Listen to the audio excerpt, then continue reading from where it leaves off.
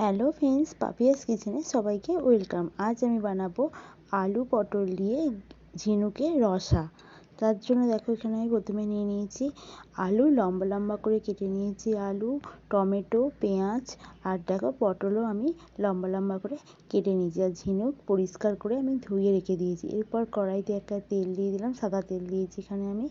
দিয়ে আমি পটলগুলোকে একটু লাল লাল করে সামান্য নুন দিয়ে আমি ভেজে নেব। সামান্য নুন দিয়ে পটলগুলোকে একটু লাল লাল করে ভেজে তুলে নেব। দেখো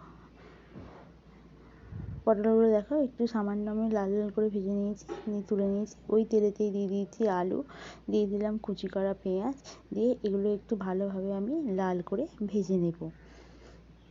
ভাজা হয়ে গেছে, এরপর দিয়ে দিলাম এতে আদা রসুনের পেস্ট, দিয়ে ভালোভাবে নাড়াচাড়া করে নিয়েছি। এরপর একে একে সমস্ত গুঁড়ো মশলা দিয়ে দিচ্ছি, হলুদ গুঁড়ো, লঙ্কার গুঁড়ো, নুন, জিরে ধনে গুঁড়ো দিয়ে ভালোভাবে আমি একটু কষে নেব।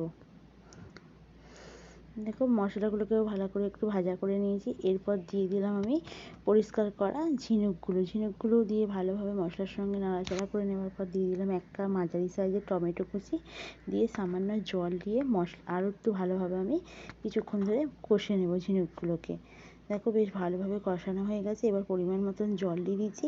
ঝিনুক আলু সেদ্ধ হওয়ার পর আমি এখানে পটল দিয়ে আর একটু কিছুক্ষণ চাপা দিয়ে নাড়াচাড়া করে নিয়েছি। করে এখানে আমি দিয়ে দিলাম গরম মশলা গুঁড়ো, দিয়ে ভালোভাবে নাড়াচাড়া করে শুকনো করে নামিয়ে নিলেই রেডি আমার ঝিনুকের রসা। রেসিপিটা কেমন লাগলো অবশ্যই